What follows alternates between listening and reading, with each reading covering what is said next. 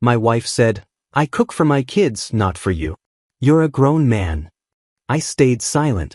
Weeks later, when the divorce papers landed, she finally asked what was for dinner. Looking back, I should have recognized the signs much earlier, but sometimes you're too close to a situation to see it clearly until someone delivers a line that changes everything. I walked through the front door of our suburban home after a particularly long day at the veterinary clinic, the familiar scent of garlic and herbs filling the air, and I felt that automatic smile that comes from anticipating a family dinner together. Laura was at the stove, efficiently plating what looked like her famous chicken parmesan for our two kids, Emma and Jake, ages 8 and 10 respectively. The kitchen island was set with 3 plates, 3 sets of silverware, 3 glasses of milk, and I stood there for a moment processing what I was seeing before the reality hit me. "Smells amazing in here," I said, loosening my tie and washing my hands at the kitchen sink.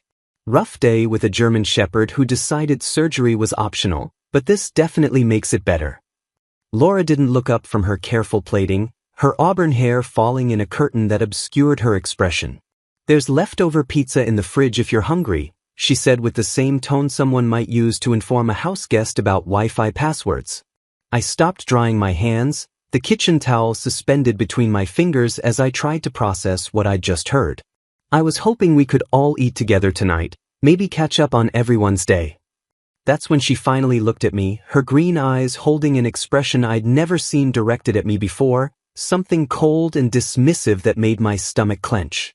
"I cook for my kids, not for you," she said, each word delivered with surgical precision. "You're a grown man, David. Figure it out." Emma and Jake exchanged glances across the kitchen island, their forks hovering uncertainly over their plates, and I realized they'd witnessed this moment that felt like a public execution of whatever remained of our marriage. I stood there absorbing the humiliation, the casual cruelty of being dismissed in front of our children, and something fundamental shifted inside me. The woman I'd built a life with, bought a house with, raised children with, had just relegated me to the status of an unwelcome boarder who should be grateful for leftover pizza. "Got it," I said quietly, my voice steady despite the earthquake happening in my chest. I folded the kitchen towel with deliberate care, placed it on the counter, and walked to my home office without another word. Behind me, I heard Emma's small voice asking, "Mom, why can't Daddy eat with us?" and Laura's sharp response that dinner was getting cold. I closed the office door, sat at my desk, and opened my laptop with hands that were surprisingly steady. For the next 3 hours, while my family ate dinner and watched a movie without me, I researched divorce attorneys, asset protection strategies, and custody laws in our state. I made a list of our joint accounts, investments, and properties, documenting everything with the same methodical precision I used when diagnosing sick animals.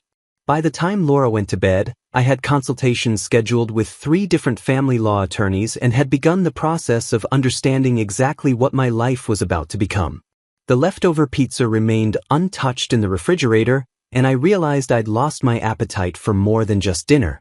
Over the following weeks, I began documenting Laura's behavior with the same systematic approach I used for complex medical cases, and the pattern that emerged was both disturbing and enlightening.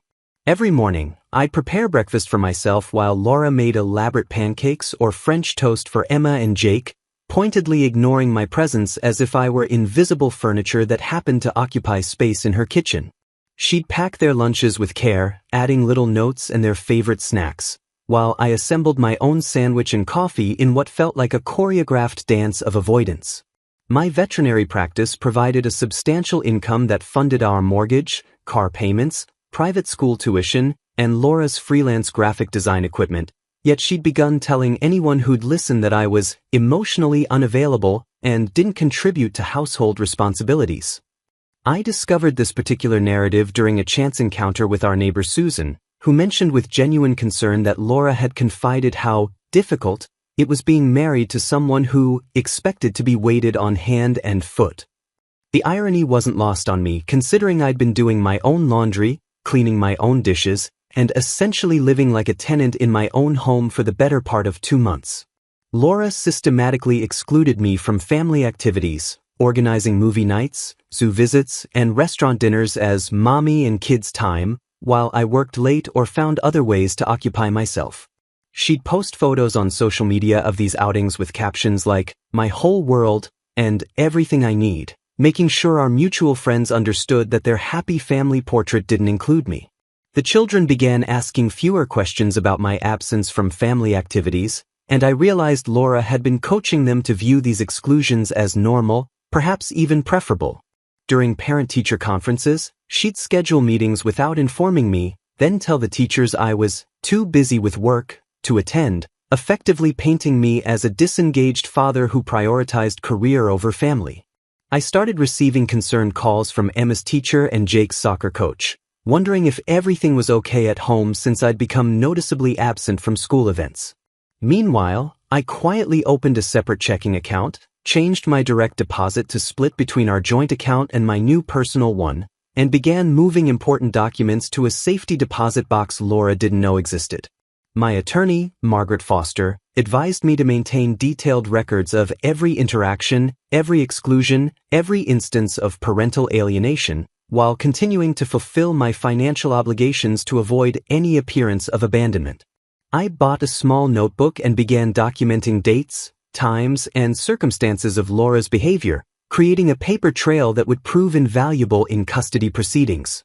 The most painful discovery came when I overheard Laura on the phone with her sister, describing me as, like having another child, but one who pays the bills, followed by bitter laughter that made my chest ache with recognition of how thoroughly our marriage had deteriorated. My methodical investigation into our financial accounts revealed disturbing patterns that explained Laura's sudden confidence in treating me like an unwanted boarder, and the discoveries went far beyond simple marital discord.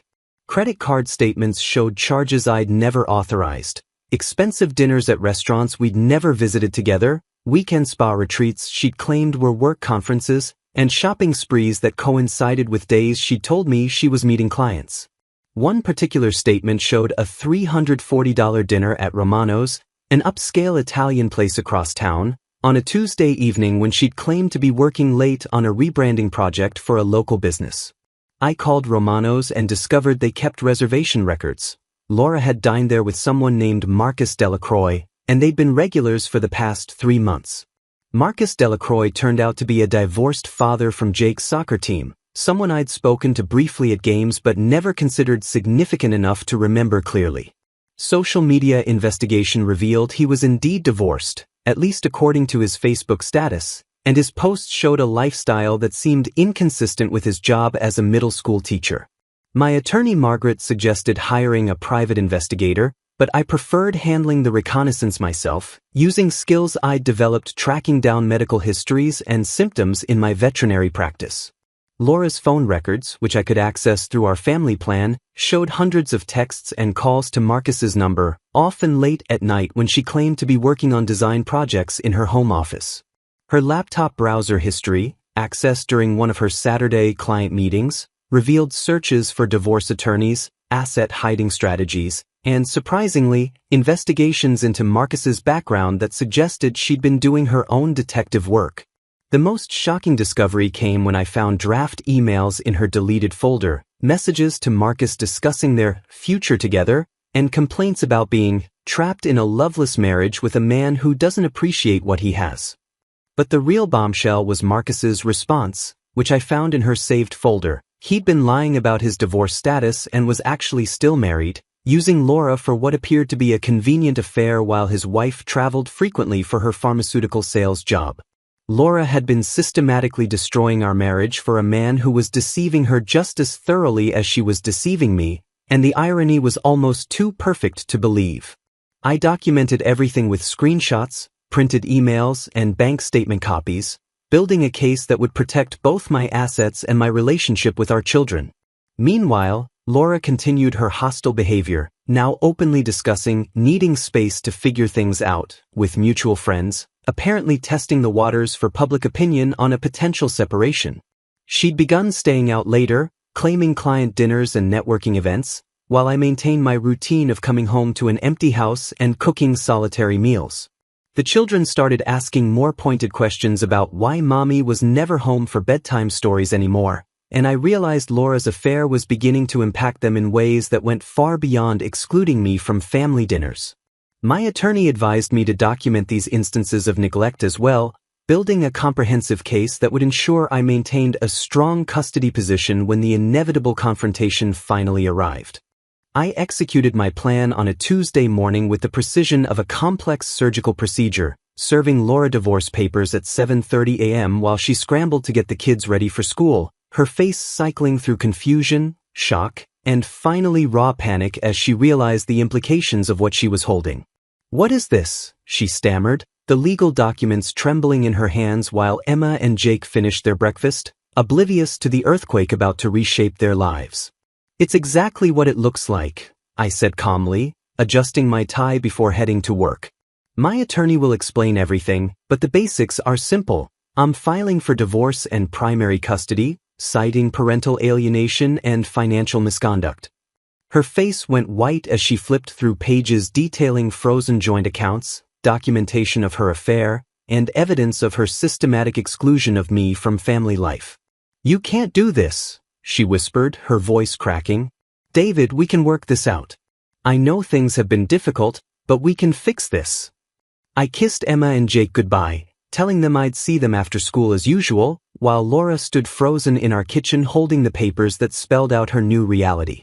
By 9 a.m., I'd made 2 additional phone calls that would complete the destruction of Laura's carefully constructed fantasy. First to Marcus's wife Jennifer, whom I tracked down through her pharmaceutical company's employee directory, and second to our mutual friend circle through a group text that simply read, "Laura and I are divorcing due to her affair with Marcus Delacroix.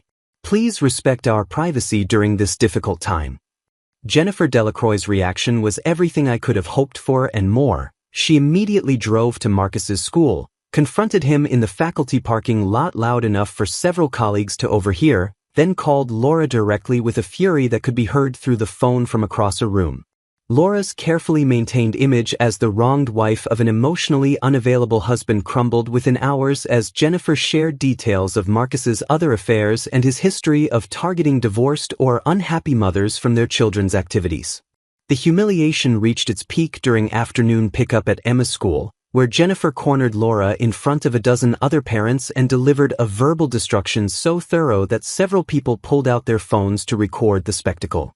"You're welcome to him," Jennifer announced loudly enough for the entire pickup line to hear. "He's been cheating on me for 3 years with desperate housewives who think he's their ticket to happiness. Congratulations on being the latest victim." Laura's phone began ringing immediately with calls from friends and neighbors who'd witnessed the confrontation, but by then she'd discovered that our joint accounts were frozen, her credit cards were canceled, and her freelance business accounts were separate but insufficient to fund a legal defense. She called me 17 times that afternoon, each message more frantic than the last. "David, please, we need to talk. This is insane, you're destroying our family. The kids need stability. Think about what you're doing to them." I responded to none of them, letting Margaret handle all communication while I focused on preparing my temporary apartment and planning custody schedules that would provide our children with the stability Laura had systematically undermined. Marcus disappeared from Laura's life within 48 hours, blocking her number and deleting his social media accounts after Jennifer threatened to expose his affairs to the school district, leaving Laura to face the consequences of her choices completely alone. The children, initially confused by the sudden changes, began gravitating toward my calm consistency as Laura's behavior became increasingly erratic and desperate. Laura's desperation reached a fever pitch as the reality of her situation crystallized into stark financial and social consequences that she'd never anticipated when she began her campaign to push me out of our family.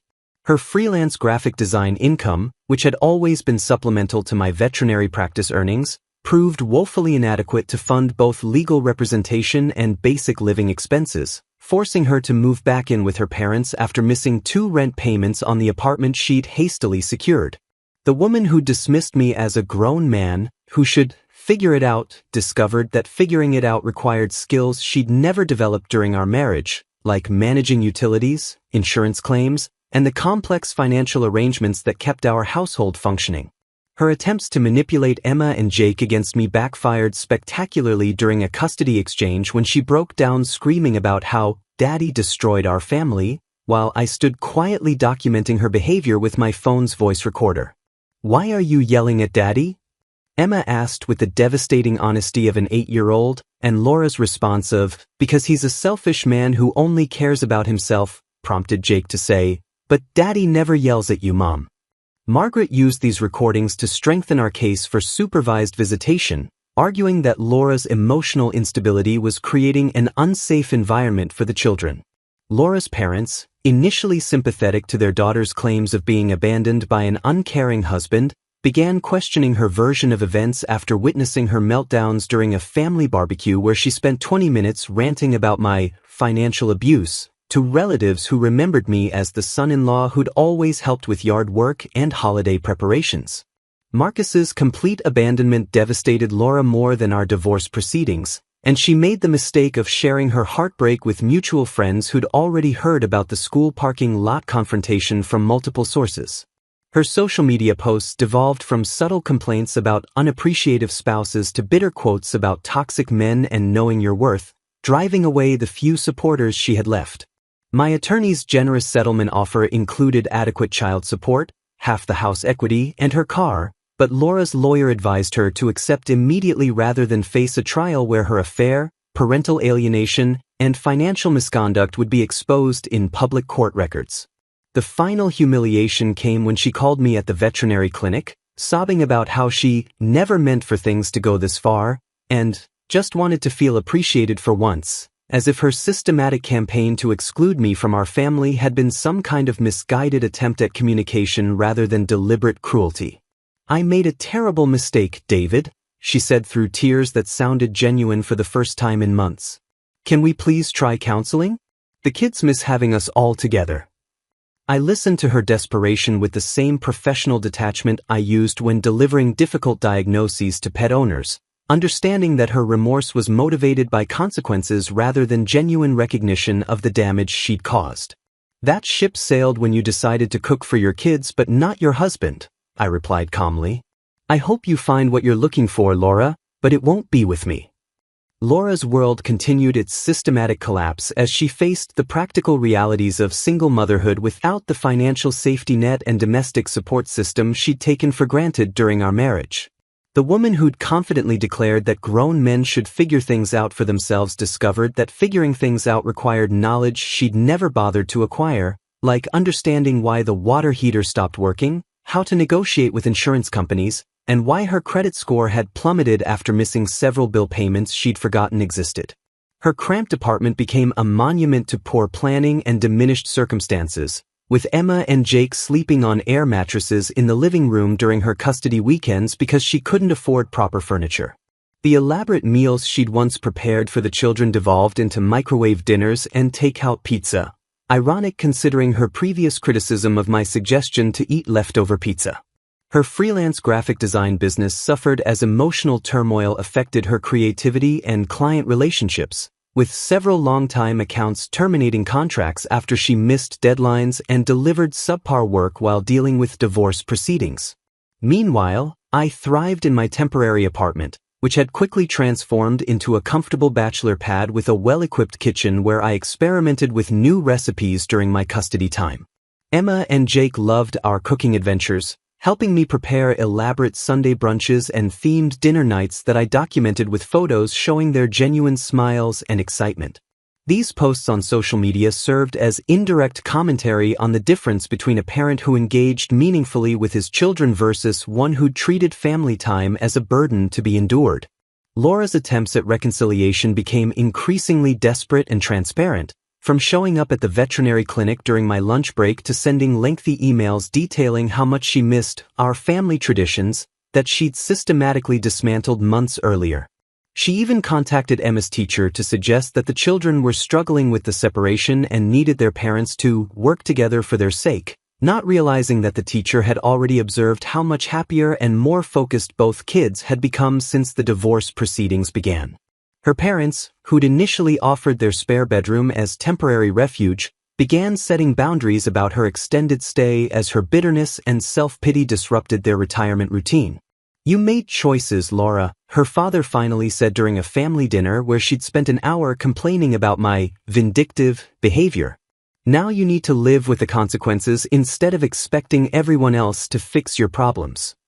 The comment stung because it echoed exactly what she told me about being a grown man who should figure things out, and for the first time, she began to understand how cruel and dismissive she'd been during the final months of our marriage. 6 months after Laura had declared that she cooked for her kids, not for me, she found herself sitting alone in her studio apartment on a Thursday evening, staring at a can of soup and wondering if she had the energy to heat it up after another day of scrambling to rebuild her professional reputation and personal life. The divorce had been finalized 3 weeks earlier, with Laura accepting my attorney's settlement offer after her legal counsel warned that a trial would expose details about her affair and financial misconduct that would likely result in even less favorable terms. Emma and Jake had adapted remarkably well to our shared custody arrangement, spending weekdays with Laura and weekends with me in my new 3-bedroom house, complete with the chef's kitchen I'd always wanted and a backyard perfect for the dog we'd adopted together. My social media posts from these weekends showed elaborate father-child cooking sessions, backyard barbecues with my colleagues from the veterinary clinic, and family movie nights that radiated the genuine happiness Laura had spent months trying to exclude me from experiencing. Her own social media presence had dwindled to occasional photos of generic inspirational quotes about strength and self-discovery, a far cry from the confident lifestyle posts that had once showcased her seemingly perfect family life. The text message arrived on a Tuesday evening while I was preparing osso buco for a dinner party with my new girlfriend Rebecca, a fellow veterinarian I'd met through a professional conference who appreciated both my cooking skills and my dedication to our children. "What should I make for dinner tonight?" Laura's message read, followed immediately by a second text. "I know this is weird, but I'm struggling with meal planning and you always made it look so easy." I stared at the message for a long moment, remembering the countless evenings I'd come home hoping to share a family meal only to be dismissed as a grown man who should figure things out for himself. Rebecca looked up from chopping vegetables, raising an eyebrow at my expression. "Everything okay?" she asked with the genuine concern of someone who actually wanted to be part of my daily life rather than merely tolerate my presence. "Just Laura asking for cooking advice," I said, showing her the texts. "The same woman who used to tell me to find my own food because she only cooked for her kids." Rebecca shook her head with the bemused smile of someone who'd heard enough stories about my ex-wife to understand the profound irony of the situation. "Are you going to help her?" she asked, not with jealousy but with curiosity about how I'd handle this particular reversal of fortune. I considered my options while Rebecca returned to preparing our dinner, her presence in my kitchen representing everything Laura had refused to offer: partnership, mutual respect, and genuine appreciation for shared domestic responsibilities. My response was simple and final: try the leftover pizza approach. It worked for me. Laura never replied to that message, but through mutual friends I learned that she'd eventually enrolled in cooking classes at the community college, a practical decision that represented the kind of self-improvement she'd avoided during our marriage. Emma and Jake continued thriving in both households, though they consistently mentioned how much they enjoyed our weekend cooking projects and the stability of knowing their father would always make time for family dinners. The final confirmation that justice had been served came when Laura's landlord called me 6 months later, asking for a character reference before agreeing to renew her lease. "She's a good tenant," he said, "but she mentioned you might vouch for her reliability with commitments." I politely declined, explaining that our relationship was limited to co-parenting matters, and suggested he base his decision on her current track record rather than my past experience. That evening, as Rebecca and I prepared dinner together while Emma and Jake helped set the table, I realized that sometimes the best response to someone who takes you for granted is simply to show them what they've lost by building something better without them. Laura had wanted to cook for her kids, not for me, and now she was cooking for herself alone while I shared meals with people who actually wanted me at the table.